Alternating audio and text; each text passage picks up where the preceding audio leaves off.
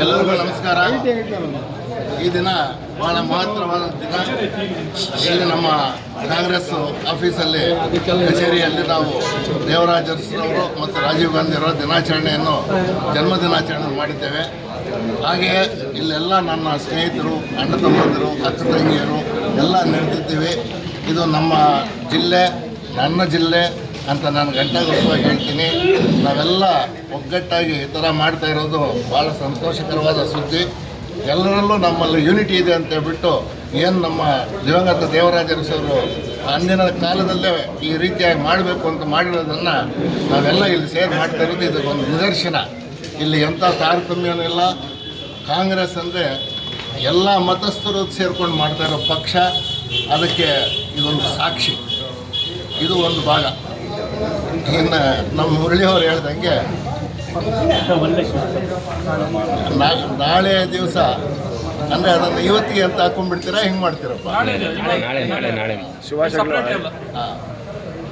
ಹಾಗೆಯೇ ಇನ್ನೊಂದು ಒಳ್ಳೆಯ ಸುದ್ದಿ ಏನಂದರೆ, ನಾಳೆ ನಮ್ಮ ತಾಯಿ ವರಮಹಾಲಕ್ಷ್ಮೀ ದೇವಿಯ ಹಬ್ಬ.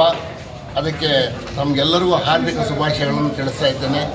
ಆ ತಾಯಿ ಎಲ್ಲರಿಗೂ ಸುಖ, ಶಾಂತಿ, ನೆಮ್ಮದಿ, ಆಯುಷ್ಯ, ಆರೋಗ್ಯ, ಐಶ್ವರ್ಯವನ್ನು ಕೊಟ್ಟು ಎಲ್ಲರೂ ಸಂತೃಪ್ತಿಯಾಗಿ ನೋಡ್ಕೋಬೇಕು. ಅವರ ಮಕ್ಕಳು ನಾವು.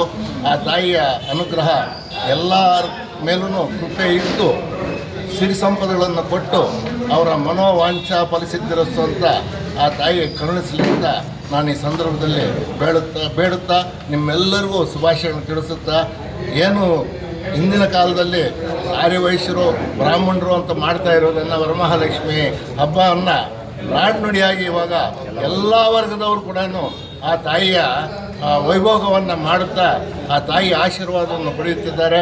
ಅದು ಬಹಳ ಸಂತೋಷಕರವಾದ ಸುದ್ದಿ. ಇದು ನಿಷ್ಠೆಯನ್ನು ಮಾಡ್ತಾರೆ.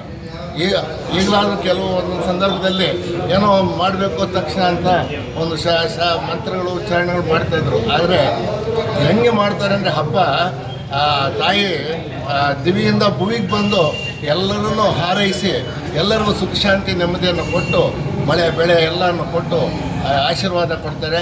ಆ ತಾಯಿಯ ಕೃಪೆ ಸದಾ ನಮಗಿರಬೇಕು. ನಮ್ಮ ಕೋಲಾರ ಜನತೆಗೆ ಒಳ್ಳೆ ಮಳೆ ಬೆಳೆ ಆಗಬೇಕು ಅಂತ ಈ ಸಂದರ್ಭದಲ್ಲಿ ನಾನು ಪ್ರಾರ್ಥಿಸುತ್ತೇನೆ. ಜೈ ವರಮಹಾಲಕ್ಷ್ಮಿ ಮಾತಾಡಬೇಕು. ಜೈ